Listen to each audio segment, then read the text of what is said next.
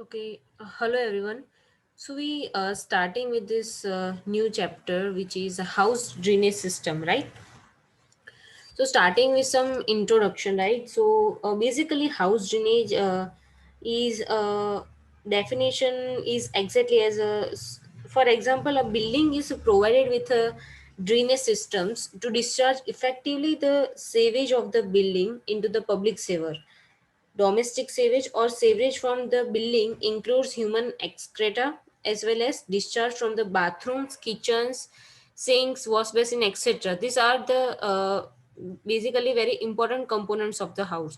So, as a result of there is a formation of a wastewater, and the wastewater from the bathrooms, sinks, wash basins, right? So is to be properly disposed into the municipal sewers, right? So a system of conveyance of wastewater from all the latrines, bathrooms, sinks and wash basin to disposed into the municipal sewer, and this whole system is known as a house drainage system, right? So the principles and procedures to be followed while constructing and laying sewer lines in the private buildings are generally known as a house drainage, right? So basically, our main aim of house drainage is to maintain healthy conditions in the building, to dispose of wastewater as early as quick as possible, to avoid the entry of foul gases from the sewer or the septic tank, to facilitate a quick removal of the foul matter, and to collect and remove waste matter systematically, right? Now, going forward, what are the principles of house drainage? So, for the proper design and construction of the house drainage, right, some principles should be followed, right? So, first is a house drainage should be preferable laid by side of the building to facilitate easy repair and the better maintenance. House sewer joints should be leak proof because the leakage, if any, shall create an odor problems, and leaked wastewater shall infiltrate into the ground and shall reduce bearing capacity of soil below the foundation, which is not desirable. The sewage or sewage should flow under the force of gravity. The house shower should always be straight. The entire system should be well ventilated from the start to the end. The house shower should be connected to the manhole such that the invert level is sufficiently higher to avoid the backflow of the sewage in the house shower. Whenever there is change in the direction of sewer lines in the premises, provide inspection chambers at the junctions. Rainwater from the roofs or open courtyards should not be allowed flow through the house showers. Whenever there is a change in the direction of sewer lines in the premises, right, there is always we provide chambers at the junctions. Siphonage action can never be permitted, and therefore adequate ventilation system should be installed, right? So other is like joints of the showers should be watertight and should be properly tested before the putting the drainage lines to use, right? A house drainage contains enough traps at suitable points for its efficient functioning. The size of the drain should be sufficient so that they do not overflow at the time of maximum discharge, right? The layout of the house drainage system should be permit easy cleaning and removal of the obstructions. The entire system should be properly ventilated from the starting to the final point, right? All the systems should be designed that the possibilities of formation of airlocks, siphonage under deposits are minimized. Rainwater pipes should be drained out, drain water directly into the street gutters from where it carries to the storm water drain, and it could not connect a house drainage system, right? All the materials and fittings of the drainage system should be hard, right? So that they should be non-absorbent type, right? Okay, so these all are the principles of house drainage, right? So next is the components of the house drainage system. There is one chart here, right? So components of house drainage is divided into three parts. First is pipe, traps, and the sanitary fittings. So then the traps is divided into the two parts, which first is according to the shape, and according to the shape, traps are classified as a P trap, Q trap, and S trap. And according to use, traps are classified as a flow trap, gully trap, grease trap, and intercepting trap. Right. So talking about pipes, so pipes is also classified as a soil pipe, vent pipe, waste pipe, drain pipe, anti-siphonage pipe, right? While sanitary fittings is also divided or classified as wash basin, sink, bathtub, urinal, flushing, cistern, right? Now talking about trap, right?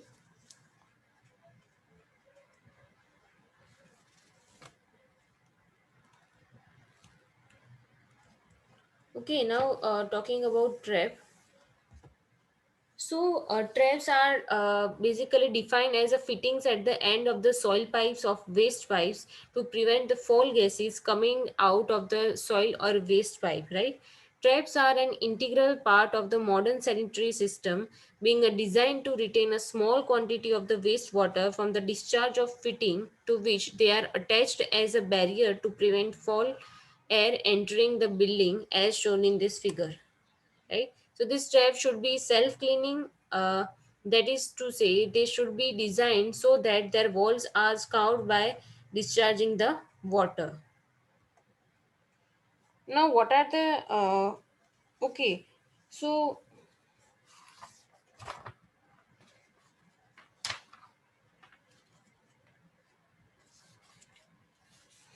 okay, so basically, a device which is connected at the end of the soil pipe or waste pipe to stop the entry of fall gases inside the building is known as a trap, and it is a bent pipe in the shape of U, which always remains full of water, right? So, okay, so the vertical distance between the crown and the dip of the trap is known as a water sill, right? Okay, so a water seal is required to prevent the entry of foul gases in the building from the drain, and this water seal varies from 75 to 100 mm. Right now, what are the good qualities of good trap? Right, so it should be provide enough water seal, which is we say a 50 mm, right, with a large surface area, and the interior surface should be smooth so that the flow is not obstructed, with enables self cleansing, right? An access door should be provided for cleaning the trap. It should be made of non absorbent material, right? And it also should possesses adequate water seal at all the time, and the okay, and it should be free from any inside projection, angles or contractions, right? So that the flow is not obstructed, right? Uh, okay, and it should be simple in construction, cheap, and readily available. So these all are the qualities of good trap, or either you can say that requirements of a good trap, right? Now, what are the causes of breaking of water seal, right? So it is the water seal may be break due to faulty joints, cracks in the bottom of the seal, creation of partial vacuum in the sewer fittings, increase in the pressure of sewage gases, right? Non-use for a prolonged period, right? So the breaking of water seal can be prevented by connecting the portion between the soil pipe and the trap by the vent pipe, and use of anti-siphonage pipe in the building, right?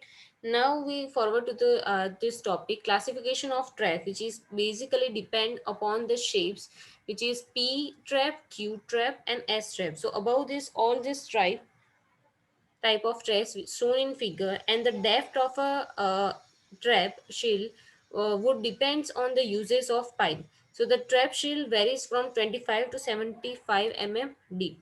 So first figure is indicated as a P trap. As you can see, that is the shape of P. Second is as a Q trap, and last one is a S trap. Right. Next is based on the use. The traps are classified as a floor traps, which is also known as nunny trap. Second is a gully trap, and third one is an intercepting trap. Right. So talking about the floor trap, so this trap is generally used to admit sewage from the floors of rooms, bathrooms, kitchens, etc. into the sewage pipe. So this is provided with a cast iron or stainless steel or galvanized gratings, which is also known as jalis, at its top, so that the entry of large metals is prevented, thereby any chances of blockage are reduced. Right? A commonly used name of the trap is Nanny trap. Right? So, okay, so this water seal of the trap prevents the entry of foul gases of seven line into the bathrooms or kitchens. As you can see that, okay, a shear strainer is provided, right? Floor is provided. There is some seal, and at the end, drain outlet is provided, right?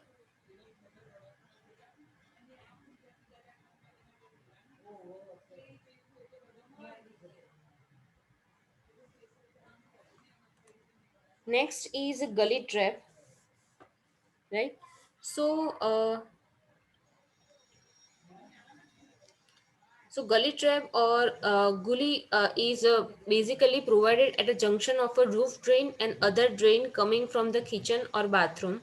So, as shown in figure below, the fall sewage shall enter through the side inlet, which is also called as a back inlet, and unfold rainwater shall enter from the top, which is covered with cast iron gratings, right?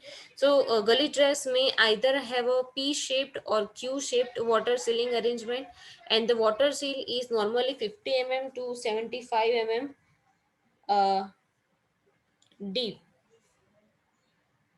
right? Is generally taken as a 60 to 70 also, right? So, is basically this gully traps forms a starting point of horizontal flow of the sewage, and it is usually situated near the external face of the wall, and it is kept slightly higher or even in the line with the pavement or the ground level.